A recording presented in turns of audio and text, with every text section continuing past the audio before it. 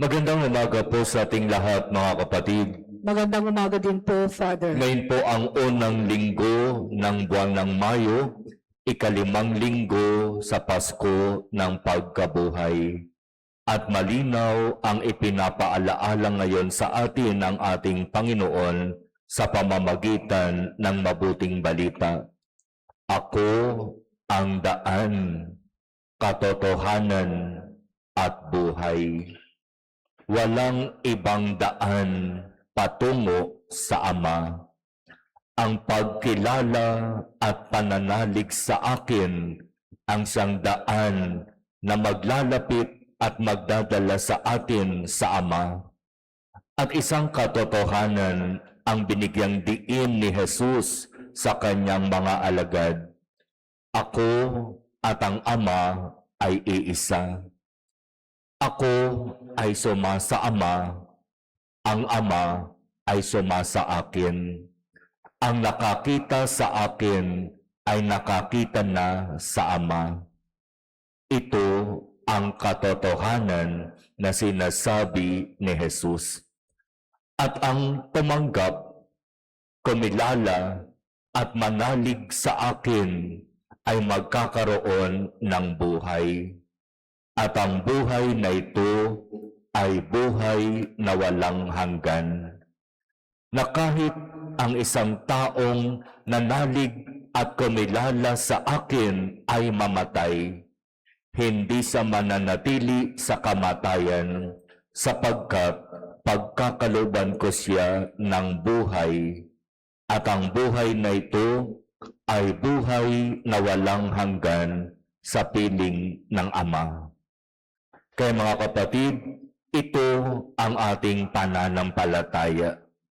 Ito ang panghawakan natin na si Jesus na kinikilala at pinagtitiwalaan natin ang siyang tunay na daan, ang katotohanan at ang buhay.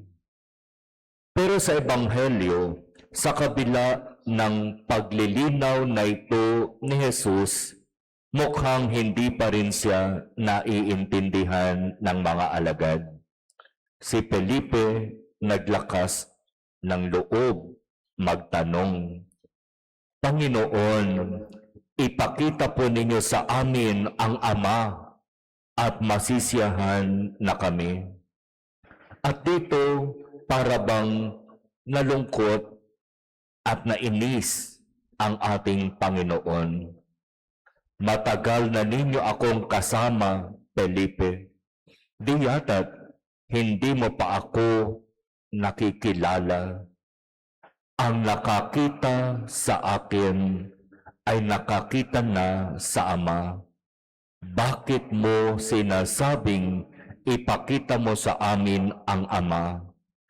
Hindi ka ba naniniwala na ako'y sumasa Ama at ang Ama'y sumasa akin? Paniniwala, pananalig, pagtitiwala, iyan ang kailangan upang makamit natin ang biyaya mula sa ating Panginoon. Kung tatanungin natin mga kapatid ang ating mga sarili ngayon, tunay nga bang tayo'y naniniwala, nananalig kay Jesus, na siya ang Diyos na makapangyarihan sa salita at gawa. Kaya nga binigyang diin niya sa kanyang mga alagad, kung hindi kayo naniniwala sa sinasabi ko, maniwala kayo sa mga gawa na nasaksihan ninyo, sapagkat ang mga gawa ay higit na makapangyarihan, higit na kapanipaniwala, kung ayaw ninyong paniwalaan ang aking salita. Malinaw na sinabi ito ni Jesus sa kanyang mga alagad. Kung ayaw ninyong maniwala sa sinasabi ko, maniwala kayo dahil sa mga gawang ito. Kaya mga kapatid, ang mga salitang ito ng ating Panginoon ay makapangyarihan, panghawakan at pagtiwalaan natin, sapagkat dito sa salitang ito, tayo ay magkakaroon ng buhay. Mga kapatid, ang linggong ito ng pagninilay ay isang paghahanda para sa atin sa isa na namang mahalagang pagdiriwang sa ating simbahan, ang pagdiriwang ng Pentecostes, ang pagdating ng Espiritu Santo sa mga apostoles at sa ating mahal na inang si Maria. Kaya inihahanda ni Jesus ang mga alagad upang sa kanyang pagbabalik sa Ama ay tunay na ang mga apostol ay makakatayo na sa kanilang sariling mga paa. May matatag na pananampalataya at may inspirasyon na magmumula sa Espiritu Santo.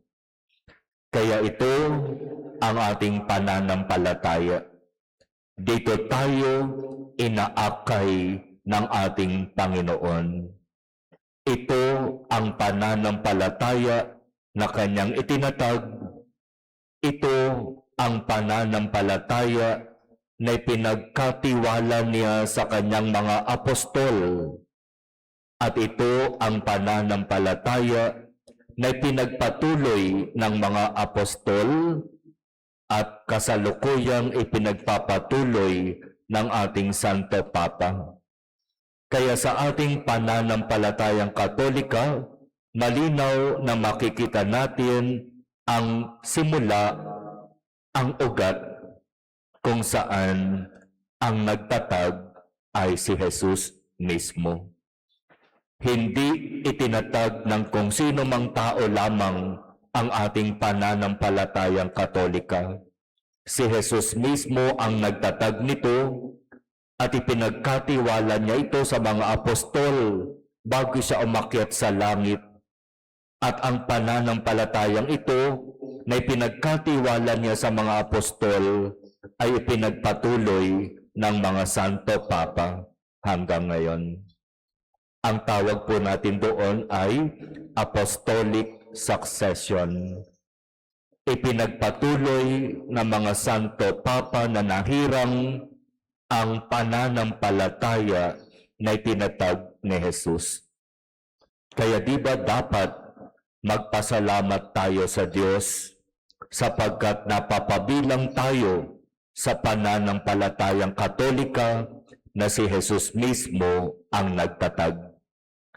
Magpasalamat tayo sa Diyos sapagkat sa kanyang biyaya tayo ay napabilang sa pananampalatayang ito. Kaya panghawakan natin ang kanyang salita.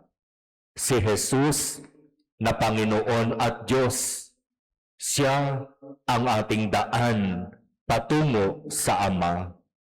Sa kanyang salita matatagpuan ang katotohanan. Sa kanyang kapangyarihan makakamit natin ang buhay na walang hanggan.